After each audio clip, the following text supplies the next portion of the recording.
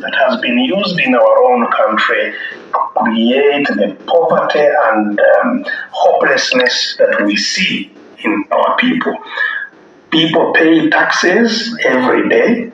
All of us, even the poorest in the country, pays a lot of tax because on everything that you use, everything that you buy, there is a lot of tax on it. That tax is collected by the regime, but it's not used for the benefit of those who pay it.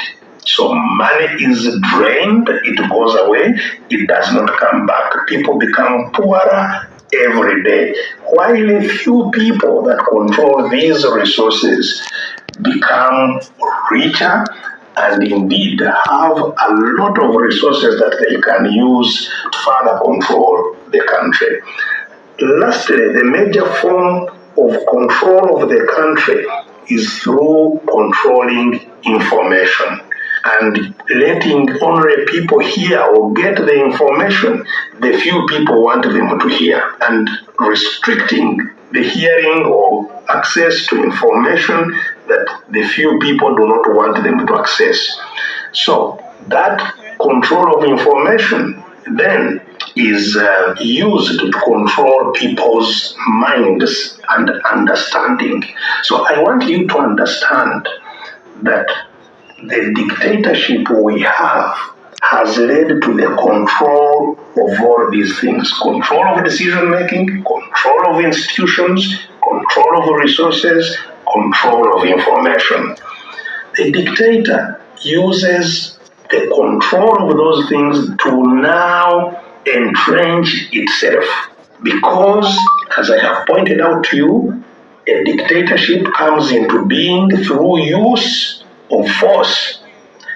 It continues to use that force to cause fear in the population, fear of sanctions, fear that you are going to be killed, you are going to be imprisoned, your property is going to be taken away, or you are not going to get an opportunity for yourself or your children. People live in fear. That is one of the strongest tools that every dictatorship uses, fear. The use of force to cause fear. Secondly, because the dictatorship controls all the institutions and all the resources, they grant favors to those who comply with what they want. If you are willing to support the dictatorship, they can give you a favor by way of giving you some resources, maybe giving you money, giving you a job in the institutions that they control, or giving you any material benefit that from the resources and institutions that they control. So people are held captive through expectation of favors, through bribes, through renting, hiring their support.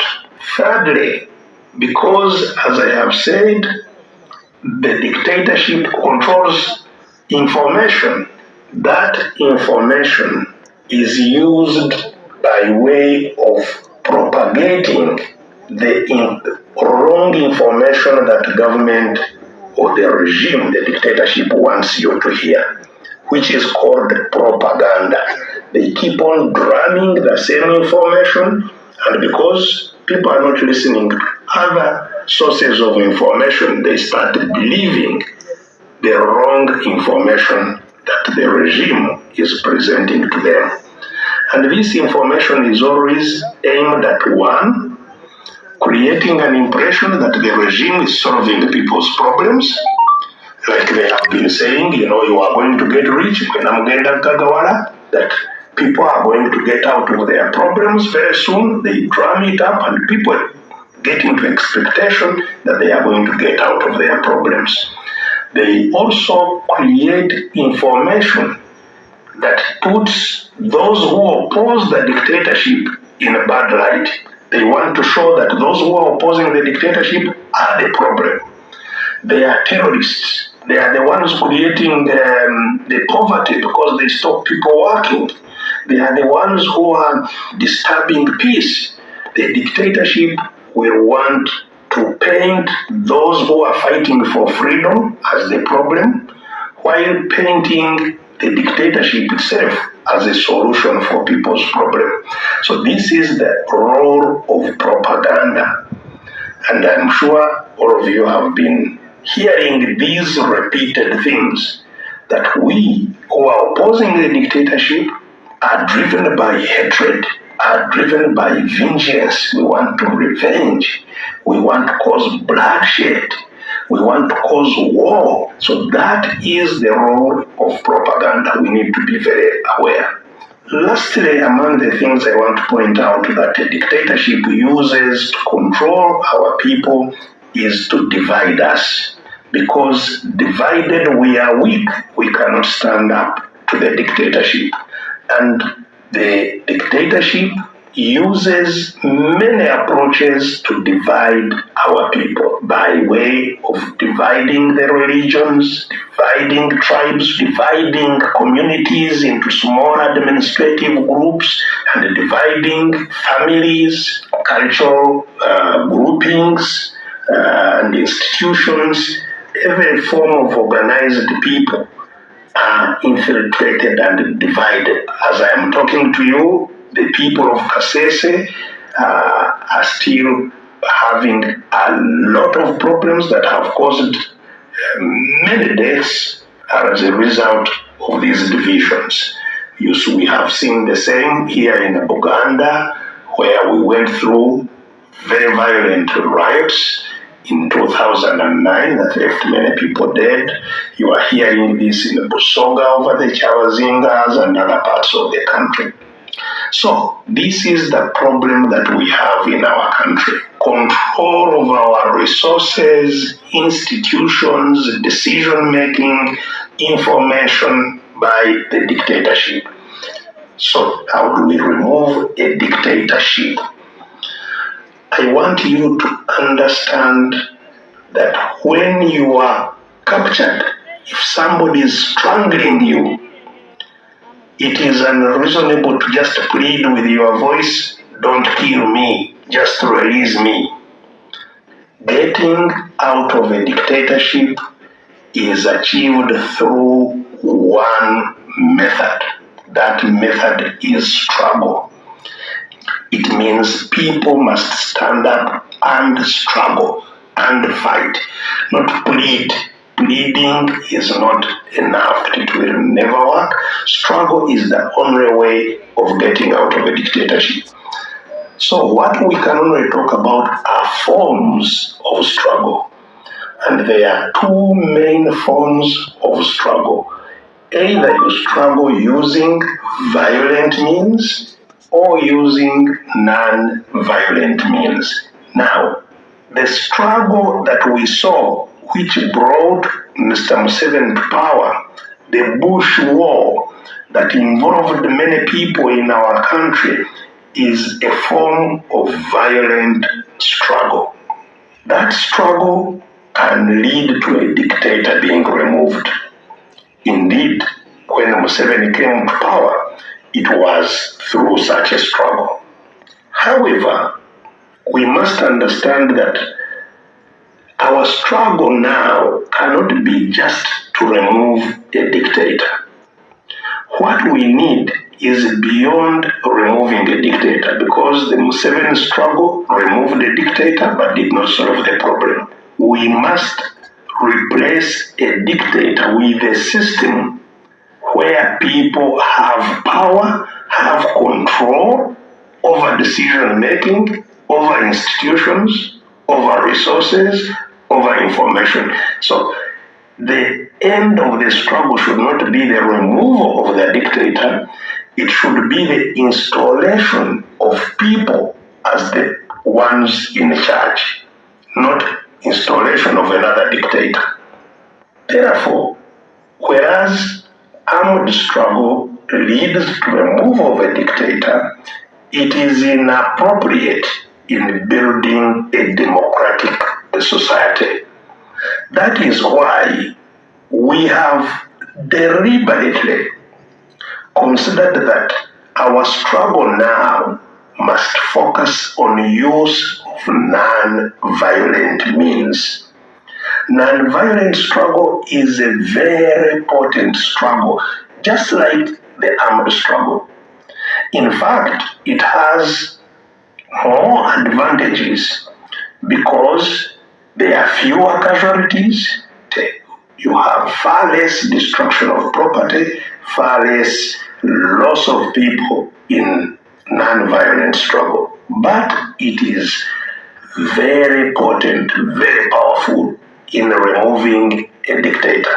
Unfortunately, our people have now forgotten that we actually won independence from the British, who were, very strong and armed. But we won independence through non-violent struggle, through the boycotts, through the demonstrations and non-cooperation with the colonial regime. So what we consider as the right method of struggle at the moment in our country, Uganda, is non-violent struggle. And as I have pointed out, you must mark the word struggle. Some people confuse non-violence with peaceful. No, non-violent does not mean peaceful, but it means without use of weapons on our side of the struggle. But the regime will infuse a lot of violence in the non-violent struggle. They use brutality to beat, to kill, to harm our people, as they have been doing. And that is what causes sometimes our people to become discouraged and say, how can we fight those who are armed when we are not armed? How shall we protect ourselves from the weapons of the dictator? Now, understand this. There are many methods that we can use, including those that don't bring us in direct conflict with the dictator, but which have the effect of greatly weakening the dictator. So, non-violent struggle, which is also called defiance or even resistance, is the use of people's own power to challenge and remove a dictatorship by organizing non-violent actions. For this to happen, there are stages of the struggle that we must go through, which is we must change our minds to understand that it is us to liberate ourselves. What the dictatorship causes is to remove confidence from people that they have the capacity to change their situation. And that's why in our country today, when people are in problems, you hear them all over the country saying, "Tusaba government here to Yambe." They have no capacity to know that they can cause the changes they want by themselves. We have to change our minds to regain confidence that this is our country, we own it, we have the ability to control it, and we now must move to do so. So we must change our people's minds. Changing those minds is through talking to them. A few people realize it first, they must keep on talking to the others. Each and everyone is critical in changing the situation in which we are, that we cannot be passive. We cannot beg other people to change things for us. So that is a campaign that all of us must involve ourselves with. Everybody has a duty to influence as many people as possible to regain the confidence that this is our country. When that is going on, the people who will best do that are those who are willing to sacrifice. So people must volunteer, must come out and make it their duty. And those who come out and volunteer and say, no, I am going to become active in this, are the people we call leaders. Leaders step forward, leaders come forward, and leaders sacrifice on behalf of others. So we need people who will come out and say, I am willing to spend my time, spend my resources, move around to make sure that people in my community understands this message. And that then, through understanding, we can now reach the stage of taking action. Please be a leader where you are. Take responsibility on yourself to do more than others, since you have understood before others. Now, those of the leaders that step up will need to understand the tools of struggle, the methods of the struggle that we use in a non-violent struggle like I am talking about. So some kind of training for leaders is going to be necessary. This training of leaders will mean that leaders, once they are trained, they will organize people around themselves. And so that when there is action to be taken, every leader knows which people they are leading into action. So training of leaders goes hand in hand with organization of communities. It is important to understand that a struggle has a specific objective, and do not think that removal of the dictatorship, which is the ultimate objective of this non-violent struggle, that it is the only way in which to struggle against the dictatorship. Every little struggle in your community using non-violent means is part of the bigger struggle. So all communities must improve their lot through struggle at all levels. If you have a village where you are not getting some services that you should be getting, you are contributing to get services but you are not getting them, you can use these same non-violent means of struggle to challenge the situation you are involved in, to make sure that it changes in your locality. And that is very important because it focuses everyone on that problem. For example, there is now a problem of land grabbing in the whole country.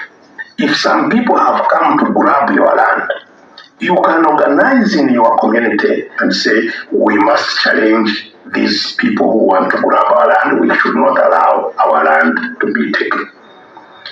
And by involving everyone who wants to protect their land and taking action that can lead to those who want to grab it, not to grab it, it empowers those people to know their power and their influence. So our struggles should be structured around interests, around problems that practically affect our people in our communities. So that is how we are going to be building the struggle from below and going upwards. Now, I've been talking about change of a dictatorship using struggle. It's weaker and weaker, and you see it through the economy, through the change that serve the people, not the dictatorship.